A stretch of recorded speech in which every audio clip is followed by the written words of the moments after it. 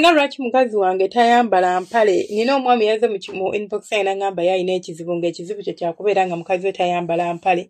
but ne musubizo kyogerako kubanga akimanyi tali yekka like si yekka alina ekizibu ekyo naye ate era si kizibu bw'okitunulamu kubanga oli atayambala mpale kati nno kuba nti abasajja oluusi muloboolereza nnyo ne musukka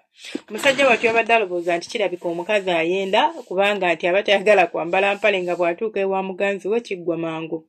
ngenda kuwa ensonga nga 5 oba 6 lwaki abakazi abamu tebaagala mpale abakyala abamu bakisanga nti it's very uncomfortable for them okubeera ng'ali mu mpale like ng'erina engeri gye mumalako emirembe si kuba nti nno nti oba nti tajagala but ng'emumalako emirembe n'akifunamu n'agamba nyambala yakyafutalo nyambala engoye empanvu n'abeera nga yitayambala mpale ya munda gye bali nno ng'ate muzeegwe so okusobola okuba nga just muze nga si nti alina kikolwa kibi kyakola then ekyokubiri abakyala abamu tebambala mpale because kikuleetera okubeera ng'owulira fresh abantu abamu we batuuya nabawulira bubi agwebwako emirembe n'abeera ng'awulira tassa awulira awunya akasuka atategeera naye ate oba toli mu mpale munnange ekyo kibuguumiriza oba tosobola kitrappinga kitegeeza chances z'okubeera ng'enuma naye ewunya ziba ntini kyova olaba aba ayagala kubeera ng'akola ki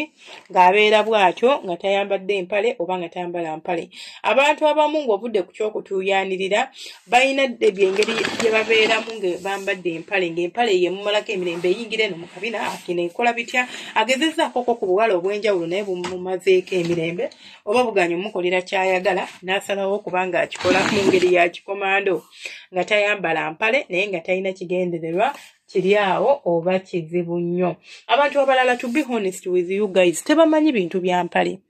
maybe omuntu ono gw'ogamba n'okwambala empale yakula mu maka ng'ebintu byakweyiiya mama tabuuza oba mwana ngo olina empale oba toyina kubanga that is the list of the problems they have in the house gwe kubanga toyina mpale ya munda kati nga tugenda kubeera nga beesumbuwa naawe nti bannange gundi talina mpale tumuwe oba tumugulire ng'ekyo si kyekimu ku bizibu ebirinza okuddawo bibakubya amameeme nga ba tebagenda kubeera nga bakifaako sorry about that.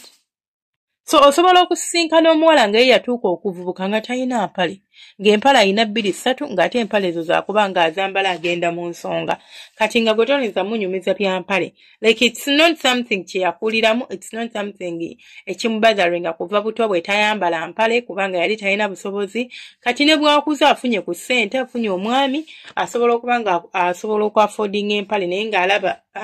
mumalira budde kubanga teyakimanyiira ekimuliimu then ekirala kwe kubeera nti abantu abamu just tebambala mpale nga ayagala just ka ali access ate ebintu by'okuddaawo ate twetigeetige akimanya nti akapale kakootidde mugundi nga ye ayagala inawo omusangira oba woogirira nga kiggwa waliwo omuwala yangambako nti ye awulira ng'ali sexy waba tayambadde empale like waba yambadde empale alina engeri gy'awulira nti tali sexy enough mbona yembu abatayambadde empala awulira bulungi era awulira nga yenna anyirira awulira nga ali confident mu mubiri gwe awulira nga ali sexy so it also depends on that omuntu asobola okuba nga ye ensonga ye nga teri awo nti nkulu nnyo nti yiina agiina naye ng'ensonga ye yakubeera nti awulira bulungi oba awulira nti ali sexy bwekiba kituuse mu kintu ky'okwambala empale then ekirala kyolina okubeera ng'omanya it is by the way healthy for some girls asobola okuba tajambala because tayagala kubeera nga attrappinga moist oba attrappinga ebbugumu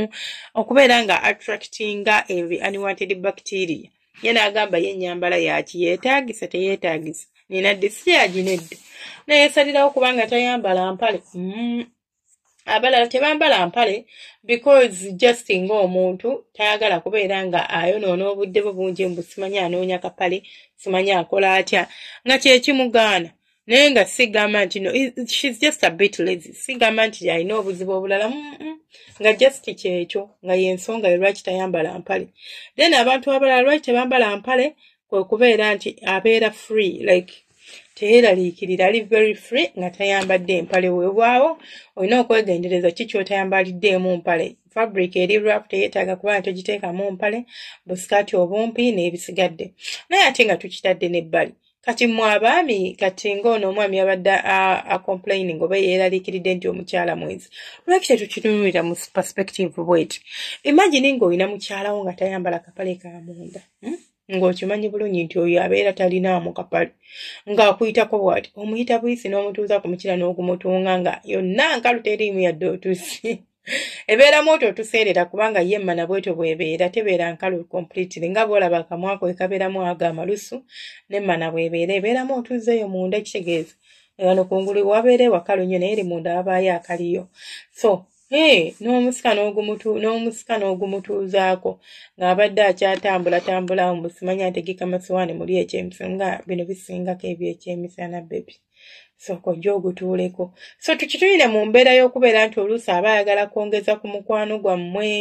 oba ayagala kusipayisinga bintu ate ng'ebyaddala abakazi abamu just akikola ng'ayagala kusipayisinga bintu naye kubanga omuntu gw'asipayisingirako munnange ate ye tabiriiko oba si muntu waabyo tabitegeera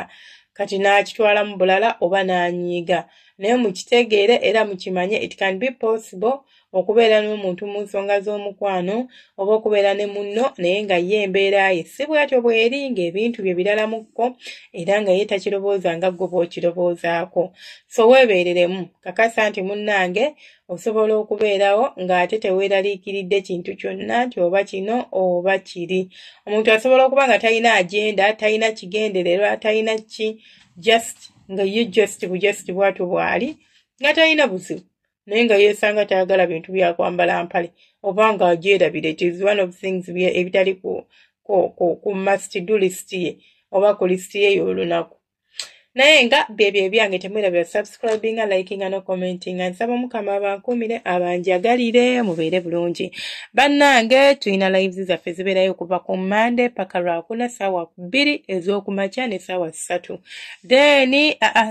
between ssaawa 2 ez'okumakya ez'e then ne ssaawa 7 ez'emisana ez'e ekiro tubeera ne live buli lunaku tulina TikTok handle eyitibwa Senga Face 256 osobola okuba ng'ogendayo n'otuwaka follow ojja kuba okoze kyamakulu nnyo era kyamaanyi neeyanziza ate gwe omupya nga waakansisinkana nina platforms 2 zokka sofa actually ziri 3 naye kuba endala eri inactive ziri 2 zokka eziri active where nina Senga Face 256 YouTube channel ne Senga Face 256 TikTok channel TikTok live njiba lweggulo lwokka emisana oba oyagala okulaba live yaffe olina okuba nga wasubscribinga ku Senga Face 256 n'obeera ng'osobola okutwegattako n'olaba live yaffe where I connect with you guys n'okubeera nga mbeera nziramu ebibuuzo byammwe live mubeera bulungi mweraba